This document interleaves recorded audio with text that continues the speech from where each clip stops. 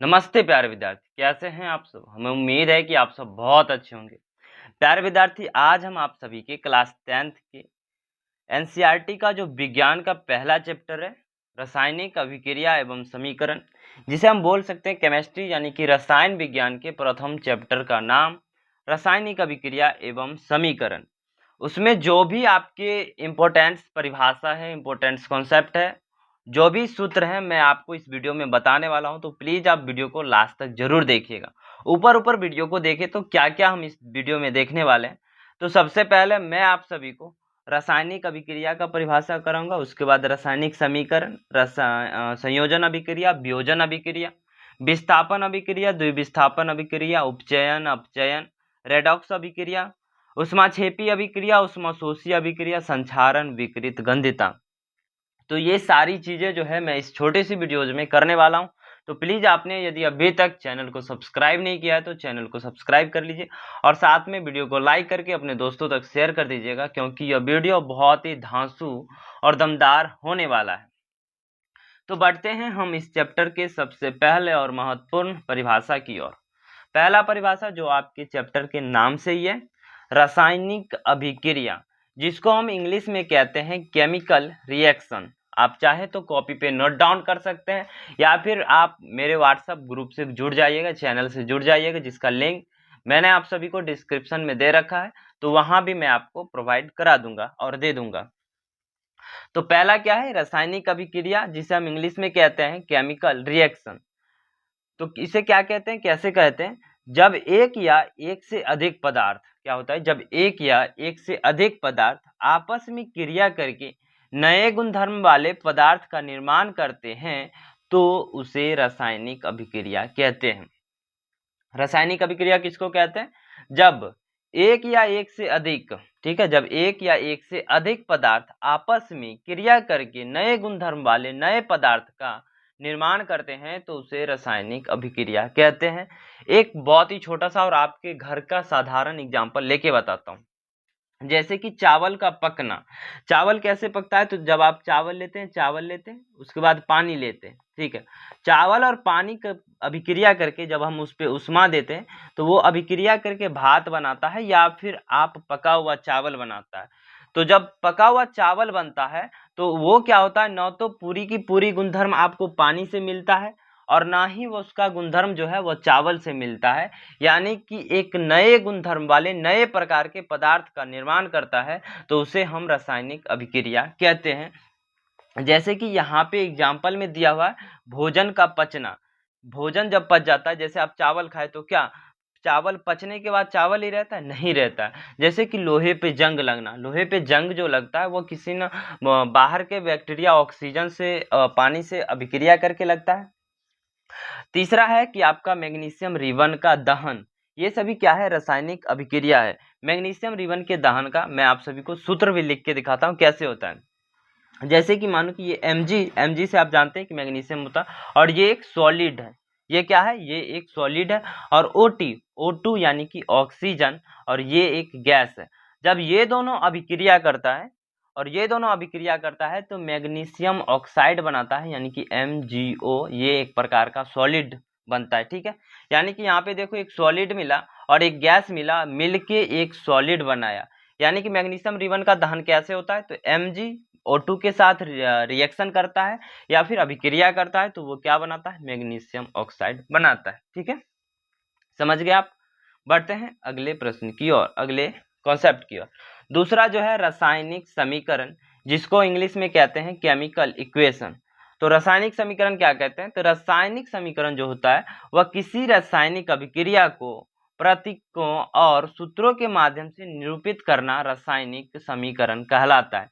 जैसे कि यहाँ पे हमने कह दिया कि मैग्नीशियम रिबन का दहन होता है, तो ये एक रासायनिक अभिक्रिया हो गया। और हमने क्या किया, मैग्नीशियम को सूत्र लिखा Mg और ऑक्सीजन का सूत्र लिख दिया O2 और प्लस करके यहाँ पे रिएक्शन करके मैंने दिखा दिया कि MgO वो ये मैग्नीशियम ऑक्साइड देता है या फिर निर्माण हुआ। तो ये हमारा एक प्रकार का रासायनिक समीकरण हो गया। रासायनिक समीकरण क्या होता है, आप मोटा मोटा समझो कि रासायनिक अभिक्रिया जो होता है, जो पदार्थ उसमें भाग लेते हैं उसके सूत्र और प्रतीक और उसके अवस्था के साथ यदि हम उसे लिख देते हैं तो वही हमारा रासायनिक समीकरण कहलाता है। जैसे कि यहाँ पे भी उदाहरण में दे रखा है Mg+O2 देता है MgO यानी कि मैग्नीशियम ऑक्साइड। अब रासायनिक अभिक्रिया में दो पार्ट होता है। यहाँ से आप तीर जो देख रहे हैं, तीर के इधर एक पार्ट हो गया और तीर के इधर एक पार्ट हो गया। तो तीर से पहले यानी कि बाईं तरफ के भाग को हम अभिकारक कहते हैं यानी कि रिएक्टेंट्स। रिएक्टेंट्स किसको कहते हैं, अभिकारक किसको कहते हैं, वो पदार्थ जो अभिक्रिया में भाग लेते हैं। अभिक्रिया में भाग कौन ले रहा है, तो तीर के निशान से पहले ले रहा है। तो यहाँ पे अभिकारक जो Mg यानी कि मैग्नीशियम भी अभिकारक है, O2 यानी कि ऑक्सीजन भी यहाँ पे अभिकारक है। अभिकारक कौन कहलाएगा, तो वे पदार्थ जो अभिक्रिया में भाग लेते हैं। दूसरा आपका होता है रासायनिक अभिक्रिया में उत्पाद यानी कि प्रोडक्ट्स। उत्पाद किसको कहते हैं, तो उत्पाद अभिक्रिया के फलस्वरूप बनने वाले नए पदार्थ को उत्पाद कहते हैं। जैसे कि MgO यानी कि मैग्नीशियम ऑक्साइड को हम यहाँ पे उत्पाद कहेंगे। ये सभी प्रश्न आपको ऑब्जेक्टिव में भी आ सकता है या फिर 2 नंबर वाला प्रश्न में आ ही जाएगा। ठीक है, अगले कॉन्सेप्ट की ओर बढ़ते हैं। दूसरा है रासायनिक अभिक्रियाओं के प्रकार। अब रासायनिक अभिक्रिया किस किस प्रकार से होते हैं, कितने प्रकार होते हैं, वे सभी मैं आपको अगले वीडियो में बताने वाला हूँ, आगे की वीडियो में। पहला है रासायनिक अभिक्रिया के प्रकार में क में है संयोजन अभिक्रिया जिसे हम इंग्लिश में कहते हैं कॉम्बिनेशन रिएक्शन। क्या कहते हैं, कॉम्बिनेशन रिएक्शन। इसमें क्या होता है, वह अभिक्रिया जिसमें 2 या 2 से अधिक अभिकारक, अभिकारक किसको बोला, यहाँ पे आप देखो अभिकारक किसको बोलते हैं, यानी कि जो अभिक्रिया में भाग लेता है उसे ही हम अभिकारक बोलते हैं। तो क्या हो, संयोजन अभिक्रिया में क्या होता है कि वह अभिक्रिया जिसमें 2 या 2 से अधिक अभिकारक मिलकर एकल उत्पाद बनाते हैं उसे हम संयोजन अभिक्रिया कहते हैं। उसे हम क्या कहते हैं, संयोजन अभिक्रिया कहते हैं। यानी कि जैसे मैं एक बेसिक सी चीज जो आपके घर का है वो लेके ही चलूंगा।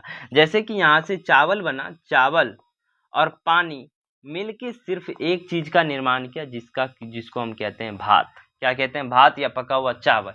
या फिर यहीं पे आप देखो मैग्नीशियम और ऑक्सीजन 2 चीजें मिलकर एकल चीज का निर्माण किया, एकल वस्तु का निर्माण किया जिसको हम कहते हैं मैग्नीशियम ऑक्साइड। या फिर यहाँ पे देखो कार्बन जो कि सॉलिड था, कोयले का दहन, और ऑक्सीजन के साथ मिलकर O2 के साथ मिलकर वो एक ही गैस का निर्माण किया जो कि कार्बन डाइऑक्साइड यानी कि CO2 का निर्माण किया। तो इसको हम संयोजन अभिक्रिया कहेंगे। क्या कहेंगे, संयोजन अभिक्रिया।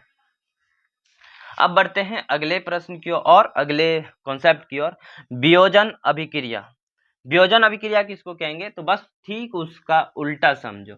यानी कि वह अभिक्रिया जिसमें एकल अभिकारक टूट के या फिर एकल पदार्थ टूटकर 2 या 2 से अधिक उत्पाद बनाता है, यह ऊष्मा, प्रकाश या विद्युत द्वारा होती है। तो यानी कि यदि या फिर वह अभिक्रिया जिसमें एकल अभिकारक टूटकर 2 या 2 से अधिक उत्पाद बनाता है तो उसे हम वियोजन अभिक्रिया या फिर अपघटन अभिक्रिया कहते हैं, या इंग्लिश में आप बोले तो डीकॉम्पोजिशन रिएक्शन कहते हैं। लेकिन क्या होता है कि वियोजन अभिक्रिया होगा तो होगा कैसे, तो वियोजन अभिक्रिया जो होता है वह ऊष्मा के थ्रू हो सकता है। यानी कि किसी चीज में हम ऊष्मा देंगे तब वो टूट सकता है। किसी अभिक्रिया में यदि हम प्रकाश डालेंगे तब वो वस्तु टूटेगी, या फिर किसी अभिक्रिया में जब हम विद्युत देंगे तो वो विद्युत के माध्यम से टूट सकती है। ठीक है, तो यहाँ पे क्या है, यह है कैल्शियम कार्बोनेट। क्या है, CaCO3 यानी कि कैल्शियम कार्बोनेट। उस पे हमने ऊष्मा दिया तो क्या बनाया, तो ये बनाया कैल्शियम ऑक्साइड CaO और प्लस CO2 कार्बन डाइऑक्साइड बनाया।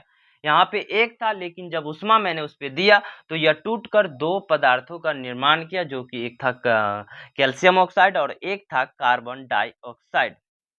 तो ये आपके थे वियोजन अभिक्रिया, ये ऊष्मा के थ्रू था। अब हम बताते हैं कि आपको विद्युत के थ्रू एक एग्जांपल लेके कि विद्युत देने पे कौन सी अभिक्रिया होगी। तो जैसे कि मैंने H2O लिया, H2O आप जानते हैं कि जल होता है, और जल ये एक लिक्विड होता है। यानी कि क्या होता है, जलीय होता है, लिक्विड मतलब होता है विलयन। ठीक है, तो ये लिक्विड हुआ और इस पे हमने विद्युत दिया। जब आप जल में विद्युत देंगे तो ये क्या बनेगा, ये एक H2 यानी कि हाइड्रोजन बनेगा, और प्लस हाइड्रोजन ये गैस है तो H2 gas plus O2 gas का निर्माण करेगा। यहाँ पे ये दो लगाएंगे क्योंकि संतुलित करना जरूरी होता है किसी भी समीकरण को। और समीकरण को संतुलित कैसे करते हैं ये मैं आप सभी को एक स्पेशल वीडियो में बताने वाला हूँ। तो अभी आप चैनल को सब्सक्राइब कर लो क्योंकि कोई भी इंपॉर्टेंट वीडियो नहीं छूट पाए। तो विद्युत के माध्यम से एक एग्जाम्पल बता दिया कि आपसे एग्जाम्पल में पूछ सकता है कि विद्युत वियोजन अभिक्रिया की एक उदाहरण दीजिए। तो आप लेंगे H2O यानी कि जो कि जल का सूत्र है और उस पर आप विद्युत देंगे तो ये H2 यानी कि गैस जो है H2 हाइड्रोजन गैस और O2 ऑक्सीजन गैस में विघटित हो जाएगा। एक और एग्जांपल देता हूं जो कि प्रकाश से होना चाहिए, सनलाइट, यानी कि यहाँ पे प्रकाश से भी बोला तो प्रकाश से भी मैं आपको उदाहरण देके देता हूं। जैसे कि 2AgCl जो कि क्या है, Ag मतलब होता है सिल्वर और Cl मतलब क्लोराइड या फिर क्लोरीन होता है। तो ये 2AgCl जो कि एक सॉलिड है यानी कि सिल्वर क्लोराइड है। और सिल्वर क्लोराइड पे जब आप सनलाइट दोगे, क्या दोगे, सनलाइट यानी कि प्रकाश देंगे आप, ठीक है, लिखने में नहीं हो रहा आप लिख लेना, प्रकाश आप देंगे तो ये किस किस में टूटेगा, तो ये आपको Ag यानी कि सिल्वर जो सॉलिड था अलग हो जाएगा और प्लस क्लोरीन जो कि गैस है ये भी अलग हो जाएगा। तो ये था पूरी की पूरी आपका वियोजन अभिक्रिया, समझ गए होंगे आप। बढ़ते हैं अगले कॉन्सेप्ट की ओर। अगला है विस्थापन अभिक्रिया। विस्थापन अभिक्रिया जिसको इंग्लिश में कहते हैं डिस्प्लेसमेंट रिएक्शन। क्या कहते हैं, डिस्प्लेसमेंट रिएक्शन। किसको कहते हैं, तो वह अभिक्रिया जिसमें एक अधिक अभिक्रियाशील तत्व कम अभिक्रियाशील तत्व को उसके यौगिक से विस्थापित कर देता है, तो उसे ही हम विस्थापन अभिक्रिया कहते हैं।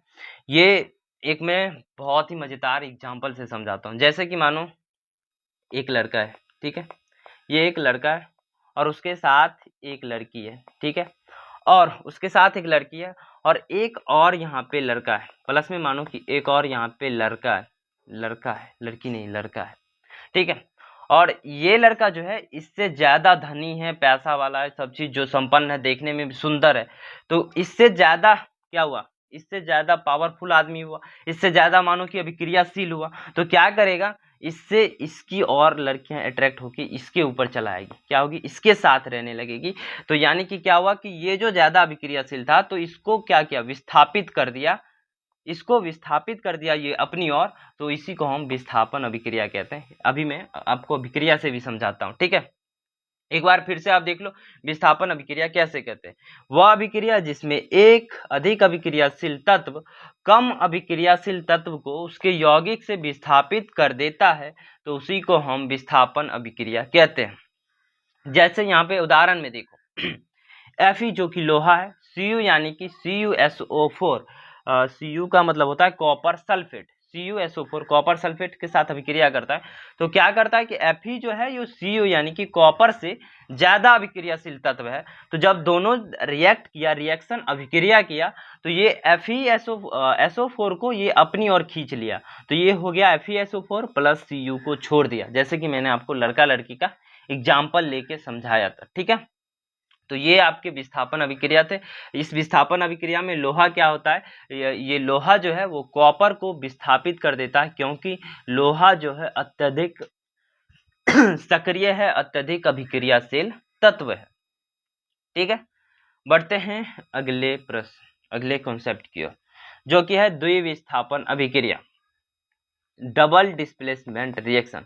आप चाहो तो इसके नाम से भी अभिक्रिया बना सकते हो कि वैसी अभिक्रिया जिसमें दो बार विस्थापन होता हो। यहाँ पे द्विविस्थापन है तो ये भी कह सकते हो कि दो बार विस्थापन होता हो तो उसे हम द्विविस्थापन अभिक्रिया कहते हैं।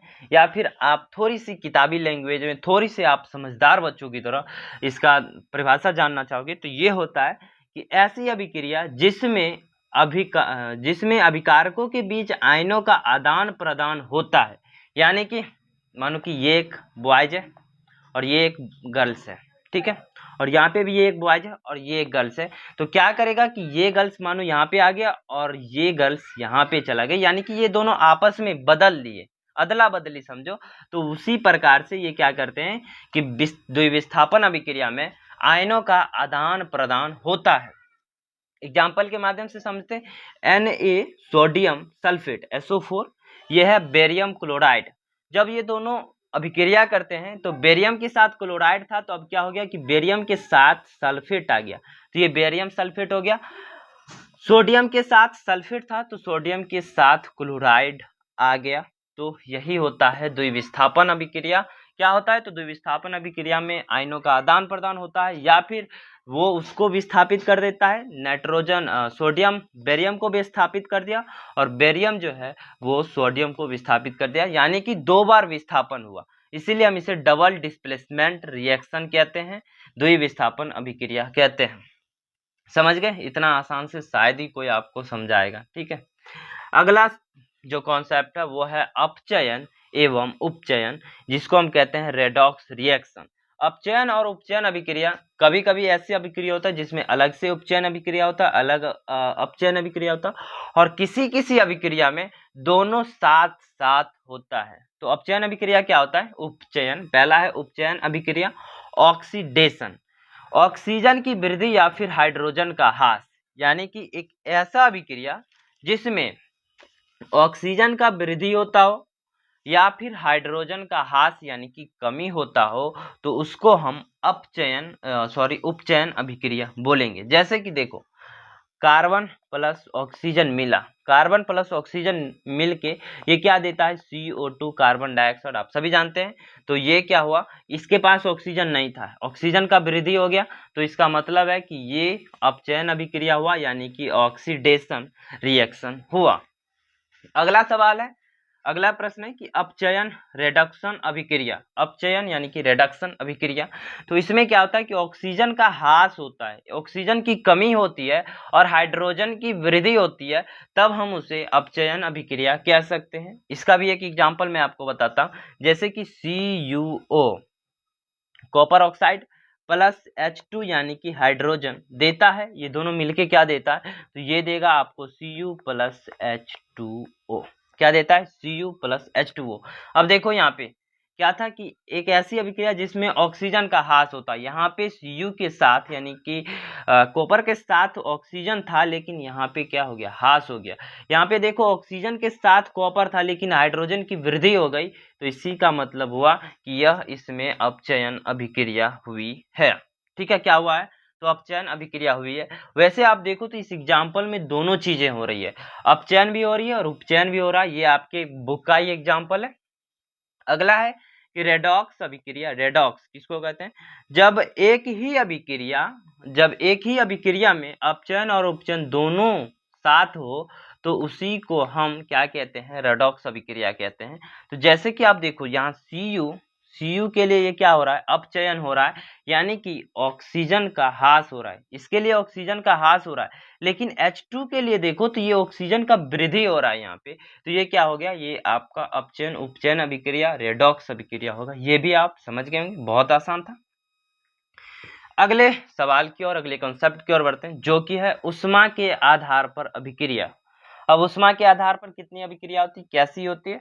तो सबसे पहला उष्मा के आधार पर जो अभिक्रिया है, यदि आपने अभी तक बुक्स को पढ़ा होगा, रीड किया होगा, किताब को पढ़ना चाहिए आपके पास, चाहे एनसीईआरटी हो, भारतीय भवन हो, जो भी किताबें हो, आप किताब को पढ़िए, कहानी की तरह पढ़िए। क्योंकि मैं आप सभी को किताब में, कोई भी टीचर आपको जितनी चीजें किताब में लिखी है वो उतनी नहीं बता सकता। लाइन बाय लाइन आप खुद समझेंगे तो हो सकता है मैं मुझसे बेटर आप समझ सकते हैं। ठीक है, तो आप लाइन बाय लाइन जरूर किताबों को पढ़िए, या फिर आप चाहते हैं कि मैं आप सभी को लाइन बाय लाइन लाइव आके किताब पढ़ाऊं, तो वो भी आप कमेंट कर सकते हैं। मैं कोशिश करूंगा, देखूंगा, आप सभी को लाइव आके किताब जरूर पढ़ा दूंगा। ठीक है, अगला है उष्माक्षेपी अभिक्रिया, जिसको हम कहते हैं एक्सोथर्मिक रिएक्शन। एक्सोथर्मिक रिएक्शन इसमें क्या होता है? जिनमें उत्पाद के साथ, उत्पाद क्या होता है? तो ये जो एरो होता है ना, एरो के इधर वाला जो भी तत्व होता है उसको हम उत्पाद कहते हैं। तो उत्पाद के साथ उष्मा भी निकलती है, तो उसी को हम उष्माक्षेपी अभिक्रिया कहेंगे, यानी कि एक्सोथर्मिक अभिक्रिया कहेंगे। जैसे कि श्वसन, श्वसन लेते हैं तो हम उष्मा छोड़ते भी हैं। उसके बाद है प्राकृतिक गैस का दहन, इसे हम एक आपको रासायनिक अभिक्रिया के थ्रू समझाते हैं, रासायनिक समीकरण के थ्रू, कि कैसे होता है उष्माक्षेपी अभिक्रिया। जैसे कि CH2 जो कि एक गैस है, प्लस O2 ये भी जानते हैं एक गैस है। अब ये दोनों जब मिलता है तो ये दोनों मिलके देता है CO2 कार्बन डाइऑक्साइड, ये गैस है, प्लस क्या देता है 2H2O यानी कि जल 2H2O, ठीक है, ये देता है। उसके बाद देता है प्लस में उष्मा, क्या देगा उष्मा। तो ये आपका ऊष्माक्षेपी अभिक्रिया हो गया। क्या हो गया ये आपका ऊष्माक्षेपी अभिक्रिया। अब बढ़ते हैं, अभिक्रिया लास्ट होगी, उसके बाद दो और परिभाषा है जो कि आपके चैप्टर के लिए आपके लिए बहुत ही ज्यादा महत्वपूर्ण है। ऊष्माशोषी अभिक्रिया, एंडोथर्मिक रिएक्शन कह सकते हैं इंग्लिश में, जिनमें अभिक्रिया को संपन्न करने के लिए उष्मा की आवश्यकता होती है, उसे ही हम उष्माशोषी अभिक्रिया कहते हैं। उष्माशोषी आप नाम से ही सुनो, जो अभिक्रिया उष्मा का ग्रहण करता हो या फिर जिस अभिक्रिया को संपन्न करने के लिए उष्मा की आवश्यकता होती है, उसे हम उष्माशोषी अभिक्रिया कहते हैं। उष्मा का जरूरत होता है, उसे ही हम उष्माशोषी अभिक्रिया कहते हैं। इसे भी एक रिएक्शन की तरह बताते हैं, जैसे कि CaCO3 क्या था, इससे पहले भी मैंने आपको बताया था, कि यह है कैल्शियम कार्बोनेट, और कैल्शियम कार्बोनेट पे हमने उष्मा लगाया। अब देखो, जब तक हम कैल्शियम कार्बोनेट में उष्मा नहीं देंगे तो वो विघटित यानी कि टूटेगा ही नहीं। ये वियोजन अभिक्रिया का भी एक उदाहरण है, और ये एक उष्माशोषी अभिक्रिया का भी उदाहरण है। तो ये आपका देता क्या है, CaO calcium oxide plus CO2 यानी कि कार्बन डाइऑक्साइड एक गैस देता है, ये भी CO2 एक सॉलिड है, CaO कार्बन ऑक्साइड। तो ये आपका उष्माशोषी अभिक्रिया होता है। उष्माशोषी अभिक्रिया किसको कहते हैं, फिर से आप देख लीजिए, जिनमें अभिक्रिया को संपन्न करने के लिए उष्मा की आवश्यकता होती है, उसे ही हम उष्माशोषी अभिक्रिया कहते हैं। मैंने जितना अभी तक आपको अभिक्रिया बताया है, ये सभी अभिक्रिया आपको जो है एग्जाम में पूछा ही जाता है, और लगभग 2 नंबर 5 नंबर करके पूछा जाता है। यदि आपको ये सभी, वैसे समीकरण तो आसान ही है, आप याद कर ही लोगे, समझ ही जाओगे। यदि आपको ये रिएक्शन नहीं याद है, यदि आप ये लाइन लिख दोगे तो आधा, जो मतलब यदि 5 नंबर का है तो 2 नंबर से 3 नंबर तो जरूर ही दे देगा, या फिर आपका 2 नंबर का सवाल है तो 1 नंबर जरूर दे देगा। और मैंने आप सभी को बहुत ही आसान सा परिभाषा बताया है, ठीक है। अब बढ़ते हैं लास्ट कॉन्सेप्ट की ओर, एक और होगा इसके बाद, और ये लास्ट ही होने वाला है। दैनिक जीवन में उपचयन के प्रभाव, जैसे कि संक्षारण। संक्षारण क्या होता है, अब आपसे पूछ दे कि संक्षारण कैसे होता है, क्या होता है, तो संक्षारण होता है जब कोई धातु वायु, आर्द्रता यानी कि नमी या अम्ल के संपर्क में आती है तो उसकी सतह धीरे धीरे खराब होने लगती है, इसे संक्षारण कहते हैं। यानी कि जो भी वस्तु, कोई वस्तु यदि धातु वायु या आर्द्रता, नमी या अम्ल के संपर्क में आने से खराब होने लगे, विघटित होने लगे, तो उसे हम संक्षारण कहते हैं। जैसे कि लोहे पर जंग लगना या फिर भूरे रंग की परत चढ़ना। भूरे रंग का परत को चढ़ता हो तो उसे क्या कहते हैं, कि लोहा में जंग लग चुका है या फिर जंग लग रहा है। उसके बाद चांदी का कालापन होना। चांदी जब कालापन होता है तो वो भी एक संक्षारण होता है या फिर संक्षारित होता है। या फिर आप जब घर में या फिर कहीं पे तांबे के तार लगाए होंगे तो तांबे की परत पर हरे रंग का जमना, तांबे की परत पर हरा कलर, हरा रंग, ये सभी जो है वो सब संक्षारण की क्या है, संक्षारण का ही उदाहरण है, ठीक है। तो ये संक्षारण भी आप समझ गए। अगले कॉन्सेप्ट की ओर बढ़ते हैं, विकृत गंधिता, जिसे हम इंग्लिश में कहते हैं रैंसिडिटी। क्या कहते हैं, रैंसिडिटी। थोड़ा भले आप हिंदी माध्यम से पढ़ रहे हैं कोई बात नहीं, लेकिन थोड़ा थोड़ा इंग्लिश तो जानना चाहिए। ये मेन पॉइंट विकृत गंधिता है, तो इसका इंग्लिश क्या होगा, रैंसिडिटी, ये सभी जानना चाहिए। विकृत गंधिता किसको कहते हैं, तो जैसे वसा युक्त और तेलीय खाद्य पदार्थ जब लंबे समय तक रखे रहते हैं तो वे वायु यानी कि ऑक्सीजन से अपचयित होकर अपना स्वाद और गंध बदल देते हैं, इसे विकृत गंधिता कहते हैं। विकृत गंधिता का आपको मैं साधारण सा एग्जांपल दे रहा हूं, जैसे कि आपने घर में खाना बना है और रात का खाना बना है और सुबह रात में आपने खाना खाया, ठीक है, और उसमें से जो थोड़ा खाना मानो कि बच गया और वो खाना आप सुबह में खाएंगे, तो क्या दोनों का टेस्ट सेम रहेगा, समान रहेगा, नहीं रहेगा। तो वो जो टेस्ट खराब हो गया, वो जो उसका स्वाद खराब हो गया, उसी को हम कहते हैं विकृत गंधिता। और इसका सबसे ज्यादा उपयोग जो होता है वो आपके फास्ट फूड या फिर आप चिप्स का जो पैकेट आता है, चिप्स के पैकेट में नाइट्रोजन गैस का भरा जाता है, नाइट्रोजन गैस भरा रहता है, जिससे कि फूला फूला रहता है। बच्चा कहता है कि हाँ इतना थोड़ा सा सामान दिखे, इतना बड़ा दिखा कि हमें ठग लिया गया। वो आपको ठगा नहीं जाता है, वो ना उसमें नाइट्रोजन गैस भरा रहता है, ताकि वो जो चिप्स है या फिर कुरकुरे है, जो भी चीजें हैं, या फिर बिस्किट में भी कुछ ना कुछ थोड़ा ना गैस रहता है, आप हवा रहता है, तो वो सब जो है वो उसे बचाने के लिए, बचाव के कारण रखा हुआ है। वरना फिर आप थोड़ा सा भी कुरकुरे में छेद करके 2 दिन के लिए भी रख के देखिएगा, नहीं रह पाएगा। और यदि रह जाएगा मतलब वो स्वाद अच्छा नहीं मिल पाएगा, वो टेस्ट अच्छा नहीं होगा, खराब हो जाएगा। और दूसरा उदाहरण है प्रतिऑक्सीकारक का उपयोग। ठीक है, तो ये मैंने आप सभी को चैप्टर 1, साइंस के चैप्टर 1 का पूरा इंपॉर्टेंट कॉन्सेप्ट करा दिया। और हमें उम्मीद है कि बहुत सारे बच्चों को बहुत मजा आया होगा और समझ में भी आया होगा। तो मिलते हैं फिर से आप सभी को कल की क्लास में, जिसमें कि मैं आप सभी को रासायनिक समीकरण को, जैसे कि ये सभी जो समीकरण है रासायनिक समीकरण, इन सभी को संतुलित कैसे करते हैं वो उस वीडियो में। तब तक के लिए आप चैनल को सब्सक्राइब कर लीजिएगा। यदि आपने अभी तक वीडियो को लाइक नहीं किया तो वीडियो को लाइक करके अपने दोस्तों तक शेयर कर दीजिएगा। और हाँ, तैयारी में लग जाइए, क्योंकि यदि आपको टॉपर बनना है तो तैयारी अभी से ही करना होगा। क्योंकि लास्ट में जो वो आते हैं, क्या कहते हैं उसे, क्रैश कोर्स या फिर जो भी है, रामबाण, अंतिम प्रहार, जो भी आता है वो सभी टीचर के लिए है, वो सभी टीचर के फायदा के लिए है। आपको वो फायदा नहीं करेगा। या फिर जो बच्चे पढ़े हैं उन्हें ही रिवीजन करने में वो सब चीजें मदद करती है।